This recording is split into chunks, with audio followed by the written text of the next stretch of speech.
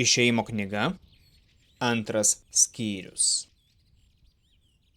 Vienas Levio giminės vyras pasirinko ir vedė tos pačios giminės mergaitę.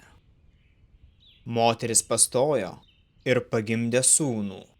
Kai ji pamatė, koks jis buvo gražus, slėpė jį 3 mėnesius. Negalėdama ilgiau jo slėpti, ji paėmė iš papiruso nendrių nupintą krepšį, ištepė jį derva ir sakais, įdėjo į jį kūdikį ir nunešusi padėjo nendrynę prie upės kranto. Jo sesuo atsistojo kiek toliau, norėdama pamatyti, kas atsitiks. Faraono duktė atėjo prie upės praustis. Jos tarnaitės vaikščiojo upės pakraščiu. Ji pamatė nendrynę, pintinę ir pasiuntė tarnaitę ją atnešti. Atidarius ją, rado verkiantį berniuką. Jai pagailo jo ir ji tarė, šitas yra vienas iš hebrajų kūdikių. Jo sesuo tarė Faraono dukteriai, ar norėtum, kad surasčiau hebrajų moterį, kuri maitintų kūdikį? Faraono duktė jai atsakė, eik. Mergaitė nuėjusi pakvietė kūdikio motiną. Tada Faraono duktė tarė jai, imk šitą kūdikį ir maitink jį, aš mokėsiu tau už tai. Moteris paėmė kūdikį ir maitino jį. Berniukui paaugus, ji nunešė jį Faraono dukteriai. Ji įsūnijo berniuką ir pavadino Moze, sakydama, aš jį ištraukiau iš vandens. Kartą Moze, jau užaugęs, išėjo pas savo brolius ir pamatė jų naštas. Ir jis pamatė egiptietį, bemušantį hebrają, vieną iš jo brolių.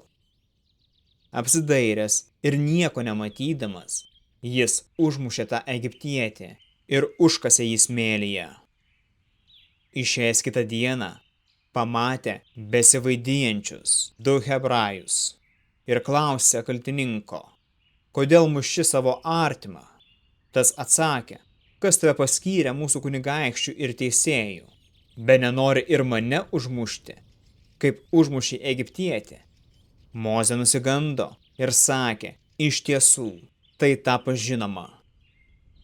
Faraonas, išgirdęs apie tą įvykį, norėjo Mozę nužudyti, bet Mozė pabėgo nuo Faraono ir apsigyveno Midjano šalyje. Vieną dieną, sėdint jam prie šulinio, midjaniečių kunigo 7 dukterys atėjusios sėmė vandenį ir pylė į lovius, norėdamos pagirdyti savo tėvo avis.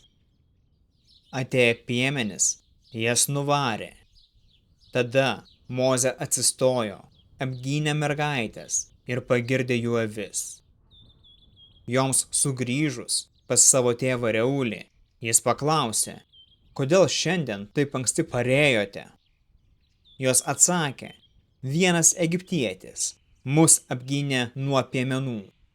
Be to, jis sėmė vandenį ir pagirdė avis. Tėvas tarė savo dukterims, kur jis yra, kodėl palikote tą vyrą? Pakvieskite jį valgyti su mumis. Mozė sutiko gyventi pas Reulį ir vedė jo dukterį Ciporą. Ji pagimdė sūnų, kurį Mozė pavadino Geršomu, sakydamas, tapau ateivis svetimoje šalyje. Praėjus daug laiko, mirė Egipto karalius. Izraelio vaikai vaitojo dėl vergystės ir šaukė, ir jų šauksmas pasiekė Dievą. Dievas išgirdo jų vaitojimą ir atsiminė savo sandorą su Abraomu, Izaoku ir Jokūbu. Ir Dievas pažvelgė į Izraelio vaikus ir ėmė jais rūpintis.